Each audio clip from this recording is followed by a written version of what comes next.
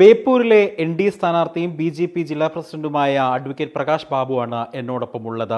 ബേപ്പൂരിൽ കടുത്ത മത്സരം ഇത്തവണ കാഴ്ചവെക്കാൻ കഴിഞ്ഞിട്ടുണ്ടെന്നുള്ളൊരു പ്രതീക്ഷയുണ്ടോ? BJP സംബന്ധിച്ചിടത്തോളം കോർപ്പറേഷൻ തിരഞ്ഞെടുപ്പിൽ വലിയൊരു മുന്നേറ്റം ബേപ്പൂരിൽ ഉണ്ടാക്കാൻ കഴിഞ്ഞിരുന്നു.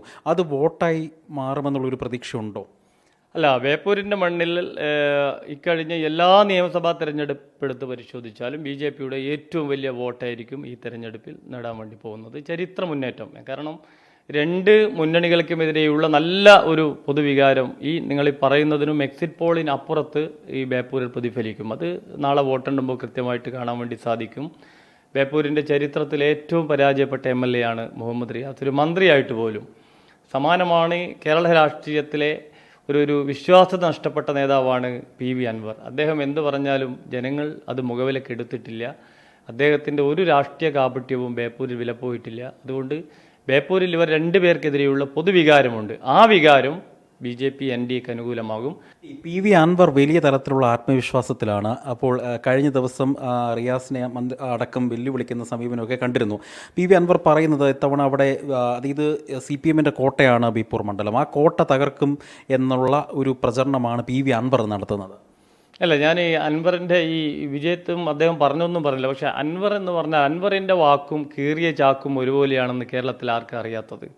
അൻവർ കഴിഞ്ഞ 9 കൊല്ലം കേരളത്തിൽ എന്തൊക്കെ പറഞ്ഞിട്ടുണ്ട്. അത് അൻവർ ഒരു പായക്കപ്പൽ പോലെ അങ്ങോട്ടും ഇങ്ങോട്ടും തിരിഞ്ഞ് പലതും സ്ഥിരതയില്ലാത്ത പലതും പറയുന്നുണ്ടെങ്കിൽ അതൊന്നും ബേപ്പൂരിലെ ജനങ്ങളെ സംബന്ധിച്ച യാഥാർത്ഥ്യം അറിയാത്ത ചില പ്രവചനങ്ങളാണ്.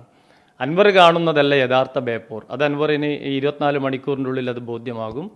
എന്തായാലും ബേപ്പൂരിൽ അൻവർ ആയാലും മുഹമ്മദ് റിയാസ് ആയാലും രണ്ടും ഒരു കള്ളനാണയത്തിൻ്റെ 2 വശങ്ങളാണ് എന്നുള്ള പൂർണ്ണ ബോധ്യം ബേപ്പൂരിനുണ്ട്. ഈ ടൗണും നോർത്തുമാണ് കോഴിക്കോട് ടൗൺ, അതായത് നോർത്ത് സൗത്ത് മണ്ഡലങ്ങൾ.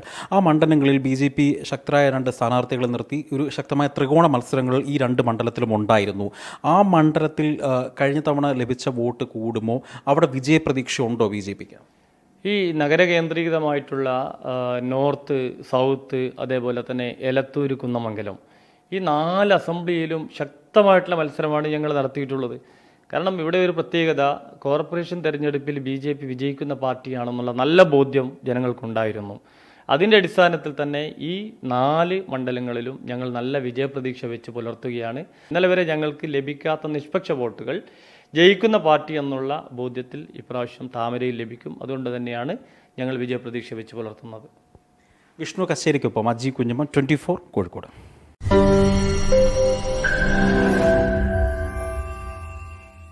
ലോകത്തെവിടെയായാലും ഏത് സമയത്തും 24 വാർത്തകളും ഓഗ്മെന്റഡ് റിയാലിറ്റി പാക്കേജുകളും എക്സ്പ്ലെയിനറുകളും വിശദമായി കാണാൻ ഞങ്ങളുടെ YouTube ചാനൽ നിങ്ങൾക്ക് സബ്സ്ക്രൈബ് ചെയ്യാം.